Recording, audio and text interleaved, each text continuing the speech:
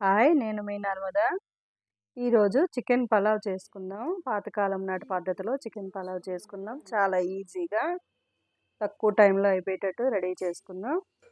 చూడండి, ఇప్పుడు నేను ఒక 3/4 కేజీ చికెన్ తీసుకున్నాను. కేజీ రైస్‌కి. ఒక 2 సార్లు బాగా కడుక్కున్నాను. 2 సార్లు బాగా కడిగినాక చికెన్‌కి సరిపడా ఉప్పు, ఒక పావు స్పూను పసుపు, చికెన్‌కి మాత్రమే సరిపడా ఉప్పు,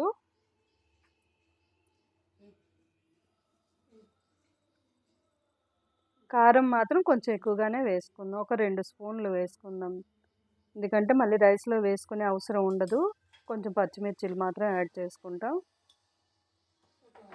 ఇక్కడ కట్ అయిందండి. నేను ఎడిటింగ్‌లోనే 2 గరిటెలు పెరుగు పడిందండి. పెరుగు వేసుకోవాలి. ఒక పెద్ద సైజు నిమ్మకాయ కూడా పిండుకోవాలి. వేసుకొని అన్నీ బాగా కలియబెట్టుకొని ఒక 2:30 గంటలైనా మినిమం నానబెట్టుకోవాలండి చికెన్‌ని. చాలా బాగుంటుంది అప్పుడు బిర్యానీ. అదే పలావ్ చాలా టేస్టీగా ఉంటుంది. ఇప్పుడు బిర్యానీ అంటున్నారు కానీ ఇదివరకు మన అమ్మమ్మల కాలంలో పలావ్ అనే చెప్పేవారు. చూడండి, చాలా బాగుంటుంది. ఇలాగ 2 గంటలు, మినిమం 2 గంటలైనా ఇలా నానబెట్టుకోవాలి కూరని.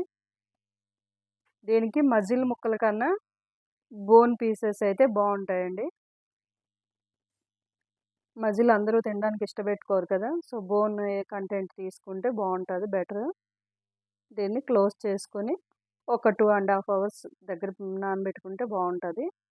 ఇప్పుడు మందంగా ఉండే అడుగు ఉన్న వెడల్పు గిన్నెని తీసుకుందాము. దాంట్లో నేను ఇప్పుడు చూడండి, ఫస్ట్ నెయ్యి వేసుకున్నాను. 2 స్పూన్లు ఫుల్గా తీసుకున్నాను నెయ్యిని. కొంచెం నామకా వాస్తే ఆయిల్ వేసుకున్నాను. ఆయిల్ అయితే జస్ట్ నార్మల్గా వేసాను అంతే. ఫస్ట్ మిరియాలు వేసుకున్నాను. తర్వాత షాజీరా, చూడండి స్టార్ ఫ్లేవర్ ఉంటుంది కదా, పలావ్ బియ్యం పువ్వు అంటారు, అది వేసుకున్న తర్వాత దాల్చిన చెక్క, లవంగాలు కొంచెం ఎక్కువ వేసుకున్నాము. దాని మీద అనమాట బిర్యానీ ఆకు అంటారు కదా, తేజ్పత్తా కట్ చేసి వేసుకున్నాను 2. కరివేపాకు ఫ్రెష్గా ఉంటే చాలా బాగుంటుందండి. కొంచెం ఎక్కువ వేసుకున్నా పర్వాలేదు. నేను ఒక 5-6 రబ్బలు వేసుకున్నాను. కొంచెం కలపాలి వాటిని. జస్ట్ కరివేపాకు చిటపటలాడే వరకు కలిపి, ఒక పెద్ద సైజు ఉల్లిపాయలు ఒక 2 తీసుకున్నానండి. అవి వేసి జస్ట్ బ్రౌన్ కలర్ వచ్చేంత వరకు కాకపోయినా నార్మల్గా వేయించేసుకున్నాక, ఇప్పుడు కలిపెట్టుకున్న చికెన్ ఉంది కదండి, అది వేసుకొని బాగా కలుపుకోవాలి. అది ఊరినాక కొంత వాటర్ వస్తుందండి, పెరుగు వేసుకున్నాం కాబట్టి ఆ వాటర్తో కలిపి వేసేసుకోవాలి. ముక్క కలర్ మారి బాగుంది అనిపించినప్పుడు, ఇంకా హాఫ్ ఆఫ్ బాయిల్ అయింది అనిపించినప్పుడు, ఇప్పుడు నేను చూడండి కేజీ రైస్ కాబట్టి 2 పెద్ద స్పూన్లతోని ఫుల్గా అల్లం వెల్లుల్లి పేస్ట్ తీసుకున్నాను. వేసుకొని ఇది పచ్చి వాసన పోయే వరకు వేయించుకోవాలండి.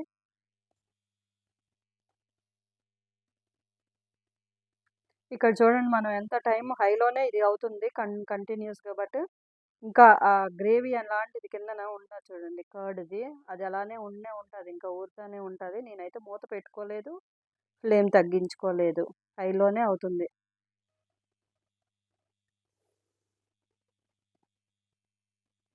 అది వేగినాక, అల్లం వెల్లుల్లి పేస్ట్ బాగా వేగినాక, స్మెల్ పోయినాక, ఇప్పుడు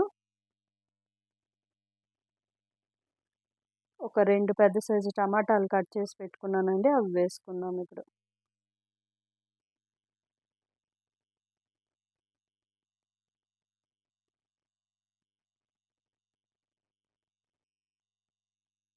పక్కన ఉన్న బాతు బచ్చాగాడు చూడండి ఎంత విర్రవీగుతున్నాడో. ఎంతైనా మీరు చికెన్ బిర్యానీ తినగలరు కానీ నన్ను వండుకొని తినలేరు కదా అని అంటున్నాడు. చూద్దాం. చూడండి, నేను టమాటా ముక్కలు వేసుకున్నాను.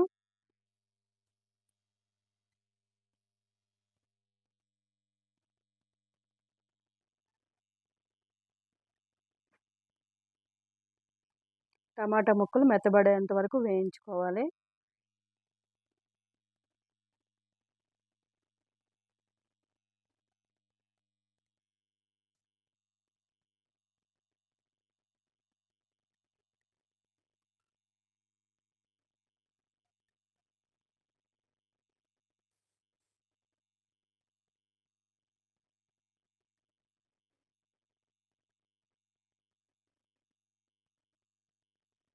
టమాటా ముక్కలు కూడా బాగా మెత్తబడినాక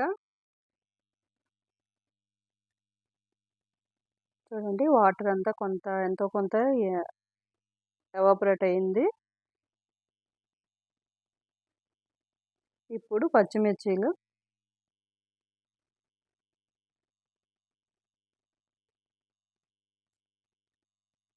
10 పచ్చిమిర్చీలు నేను కట్ చేసి వేసుకున్నాను. కారం ఎక్కువ తినేవాళ్ళు ఇంకొంచెం వేసుకోవచ్చు. ఒక కట్ట కొత్తిమీర కట్ చేసుకున్నాను. ఇప్పుడు పుదీనా మిస్ అయిందండి ఇక్కడ నా దగ్గర పుదీనా లేదు. మీరు ఉంటే పుదీనా ఒక కట్ట కూడా వేసుకోవచ్చు. వేసుకోవచ్చు కాదు వేసుకోవాలి ఖచ్చితంగాను బావుంటది. అసలు మెయిన్ కంటెంట్ ఏంటంటే దీనికి కొత్తిమీర, పుదీనానేనండి. చాలా టేస్ట్‌గా ఉంటది ఆ 2 యాడ్ చేసుకుంటే. కరివేపాకు మాత్రం స్టార్టింగ్ నేతిలోనే వేసుకోండి. ఫ్లేవర్ చాలా బావుంటది.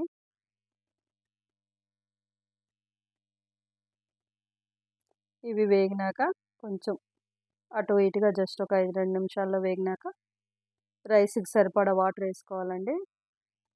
నేను ఇక్కడ కేజీ రైస్ అంటే గ్లాసుల కొలతలో చెప్పాలంటే 3 గ్లాసులు రైస్ అండి. 3 గ్లాసులకి 5:30 వాటర్ పడుతుందండి. 6 గ్లాసులు వేయక్కర్లేదు. 5:30 ఎందుకంటే ఆల్రెడీ ఇక్కడ కర్రీలో వాటర్ ఉంది. ఆ గ్రేవీ సరిపోతది. దట్టు ఏ రైస్ అయినా బాస్మతి రైస్‌కైతే ఇంకా తక్కువే పడతదండి వాటర్. 3 గ్లాసుల రైస్ అయితే గనుక 5 గ్లాసులైతే సరిపోతుంది. ఇంక సిల్క్ రైస్ ఉంటది కదా! వాటికైతే 5:30 పడతది. కొంచెం బిగుసుకుంటాయి అవైతే. నేనిక్కడ పంట బియ్యం వాడుతున్నానండి. నా దగ్గర పంట బియ్యం ఉన్నాయి. నేను అదే చేసుకుంటున్నాను. కొంచెం పాలిష్ తక్కువుంటది మంచిదని వాటర్ తగ్గించి వేసుకుంటున్నాను. రుచిలో ఏం తేడా ఉండదండి. దర్జాగా తినొచ్చు హ్యాపీగాన. ఎక్కడ దోఖా ఉండదు మనకు. 100% టేస్ట్ ఉంటది.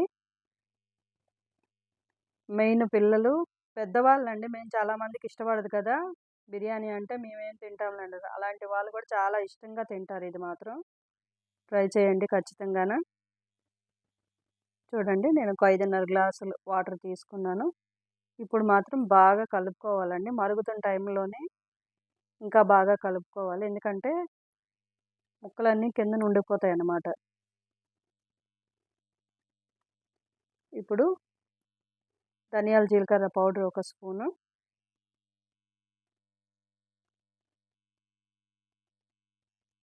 గరం మసాలా ఒక స్పూన్ అండి. రుచికి సరిపడా ఉప్పు. అంటే ఇప్పుడు వేసుకున్న వాటర్ రైస్‌కి సరిపడా ఉప్పు వేసుకోవాలి ఇప్పుడు మనం. చూడండి బిర్యానీ అన్నాం కదా అని షోయింగ్‌గా కనిపించాలని ఒక ఇన్ని దాల్చిన ఇంతలో యాలకులు, లవంగాలన్నీ పోసుకోవక్కర్లేదు. ఎంత అవసరమో అన్ని కొద్ది కొద్దిగా వేసుకొని మనం నీట్‌గా కూడా చేసుకోవచ్చు. చూడండి ఎంత కలర్‌ఫుల్‌గా ఉందో.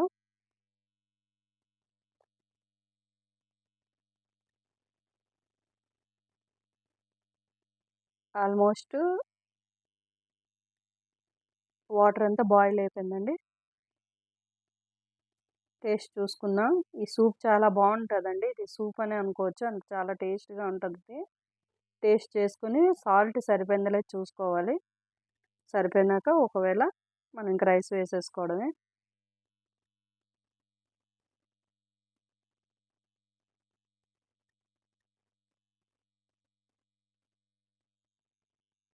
రైస్‌లో మరి వాటర్ లేకుండా చూసుకుంటే సరిపోతుంది. నేను చికెన్ వేసినప్పుడే రైస్ కడుక్కొని పెట్టుకున్నాను.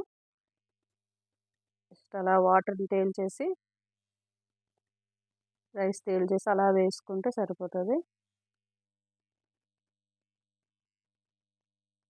ఏది వేస్ట్ అవ్వద్దు మనకి. అంత నీట్‌గా రైస్ అంతా తీసేసుకున్నాను నేను. చూడండి. ఇప్పుడు బాగా కలుపుకోవాలి. మెయిన్ ఇప్పుడే బాగా కలపాలి దీన్ని. ముక్కలు ఎప్పుడైనా చికెను 2 సెపరేట్ అయినట్టు కనిపిస్తాయండి మనకి చికెన్ వేపుతున్నప్పుడు.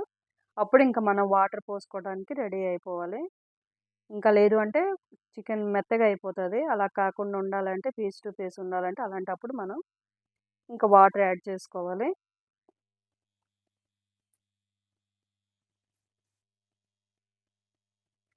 చూడండి. ఒక 2 సార్లు కలుపుకుంటే సరిపోతది. బిర్యానీ రెడీ. పొడి పొడిగా ఎంత చక్కగా వచ్చింది చూడండి. పంట బియ్యంతో చేసుకున్నాను నేను. చక్కగా ఆడించుకున్న బియ్యం. నేనేం సిల్క్ రైస్ గానీ ఏమీ వాడలేదు. చూడండి ఇప్పుడు రెడీ అయిపోయింది మన పలావు. కీరా, క్యారెట్ ఇంకా ఆనియన్ చక్కగా తరుక్కొని అవి ముక్కలు కట్ చేసుకొని సలాడ్ కింద తయారు చేసుకొని సర్వ్ చేసుకుంటే